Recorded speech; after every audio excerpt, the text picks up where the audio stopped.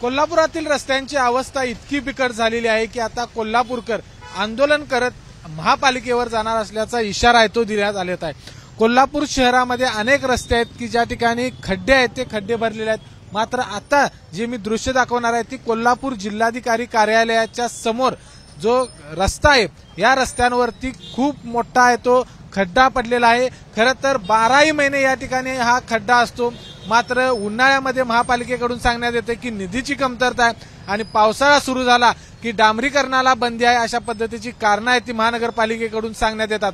आणि ही परिस्थिती आहे कोल्हापूर जिल्हाधिकारी कार्यालयाच्या समोरच्या मार्गाची।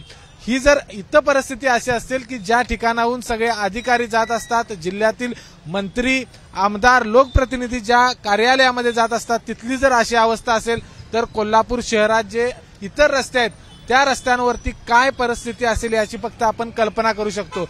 नागरिकांना खूप त्रास या ठिकाणी सहन करावा लागतो, दररोज अपघात आहेत ते घडत आहेत आणि अशा पद्धतीचं मुरुम टाकून यावरती डागडुजी आहे ती केली जाते।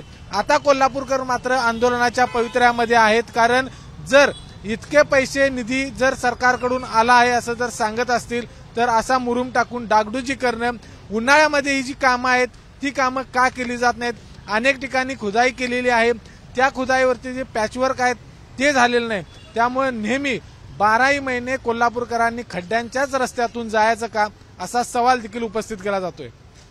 कॅमेरामन निलेश शेवाळेसह विजय केसरकर, एबीपी माझा, कोल्हापूर। एबीपी माझा, उघडा डोळे बघा नीट।